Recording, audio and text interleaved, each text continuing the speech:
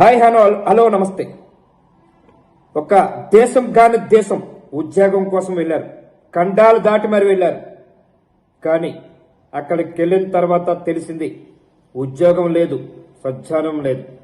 కానీ ఈరోజు రోడ్ల మీద తిరుగుతూ ఉన్నారు, రోడ్ల మీద అడుక్కు తినే పరిస్థితిలోకి వచ్చారు. ఏం చేయాలో తెలియదు, ఎలా రావాలో తెలియదు, డబ్బులు లేవు, ఉద్యోగం లేదు. కానీ రోడ్ల మీద అడుక్కు తినే పరిస్థితి తీసుకొచ్చారు.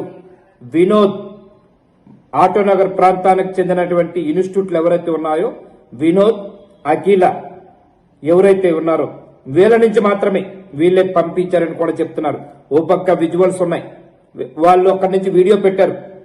మా బతుకు ఏమవ్వాలి, మా పరిస్థితి ఏంటి, మేము ఎలా బతకాలి, మేము ఎలా రావాలి, మాకేంటో తెలియట్లేదు. ఇక్కడ తెలుగు రాష్ట్రాల నుంచి ముఖ్యంగా వలసలు వెళ్తూ ఉంటారు, విదేశాలకు వెళుతూ ఉంటారు.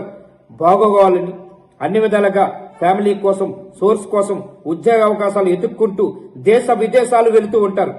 కానీ ఈరోజు విశాఖ జిల్లా నుంచి వెళ్లిన కొంతమంది యువకులు వాళ్ళు పడుతున్న పాటలు చూస్తుంటే ఒళ్ళు గగ్గోలు పెట్టవలసి వస్తుంది. దుఃఖములో నిండిపోయినటువంటి ప్రాణం ఏమవుతుందని తెలియని పరిస్థితిలో ఉన్నారు. బ్రెడ్ ముక్కలు తింటూ బతుకు సాగదీస్తున్నారు. 4 రోజుల నుంచి రోడ్ల మీద తిరుగుతూ ఉన్నారు. ఎక్కడ వాటర్ దొరుకుతుందా, ఎక్కడ తాగాలా, ఎక్కడ తినాలని భయభ్రాంతులతోటి రోడ్ల మీద తిరుగుతూ వెళుతూ ఉంటున్నారు. ఒక్కసారి ఆ విజువల్స్ చూడండి, ఆ పిల్లడి మాటల్లో చూడండి ఒకసారి.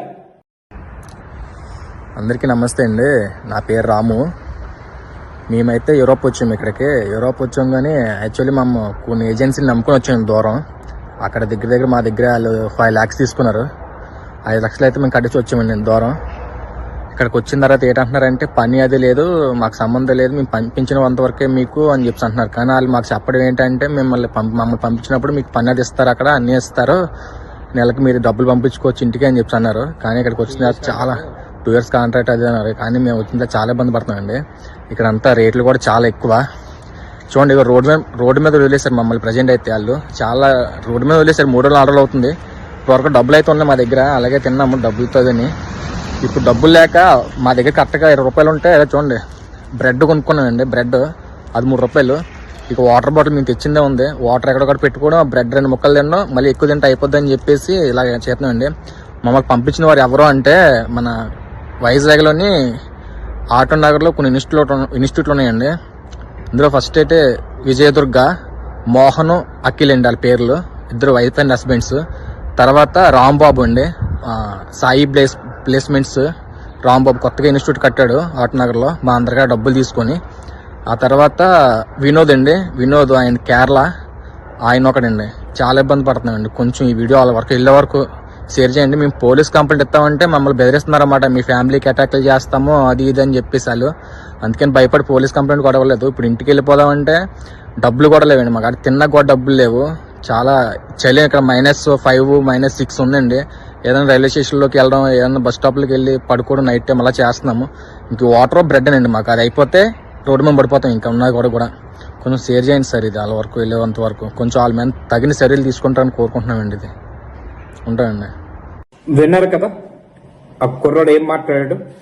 బ్రెడ్ మొక్కలతో బతుకుతున్నాం, మా దగ్గరున్న 20 రూపాయలు కూడా అయిపోయిందని చెప్తున్నాడు కదా. ఇది పోలీస్ స్టేషన్కి వెళ్ళి కంప్లైంట్ పెట్టాలని చెప్తూ ఉన్నాడు. మరోపక్క వాళ్ళపై చర్యలు తీసుకోవాలని చెప్తున్నాడు.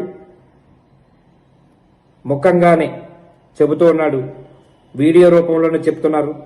అఖిల, మోహన్, వినోద్ కేరళ ప్రాంతానికి చెందిన వాళ్ళు కూడా ఇందులో ఉన్నారని చెప్తున్నారు. ఆటోనగర్ ప్రాంతంలో ఇన్స్టిట్యూట్ల నుంచి నడుపుతున్నారని చెప్తూ ఉన్నారు. ఇక్కడి నుంచి మాత్రమే నడిపిస్తూ మోసం చేస్తున్నారని చెప్తూ ఉన్నారు. ఇది ఒకటే కాదు, చాలా జరిగాయని చెప్తున్నారు. ఇది వీరిపైన ఎట్లాంటి చర్యలు తీసుకుంటారు ఏంటనేది పోలీసులు తేల్చాలి, ప్రభుత్వాలు తేల్చాలి. ఆయన ఒక పక్క డిమాండ్ చేస్తున్నాడు, రిక్వెస్ట్ మోడ్ లో చెప్తున్నాడు. కానీ ప్రభుత్వాలు ముందుగా మేలుకోవాలని మేము కూడా కోరుతున్నాం. ఇట్లాంటి వారిపై చర్యలు తీసుకోవాలి. ఇట్లాంటి దుర్మార్గుల పైన, ఇట్లాంటి అబద్ధాలు ఆడుతూ మోసం చేస్తూ ముఖ్యంగా ఎవరైతే ఉన్నారో వలస ఉద్యోగాల పేరు చెప్పుకొని మోసం చేస్తూ దగా చేస్తూ పంపిస్తున్నారు, వారిపై చర్యలు తీసుకోవాల్సిందని మనస్ఫూర్తి కోరుతున్నామని చెబుతున్నారు. ఒక పక్క థ్యాంక్ యూ వెరీ మచ్.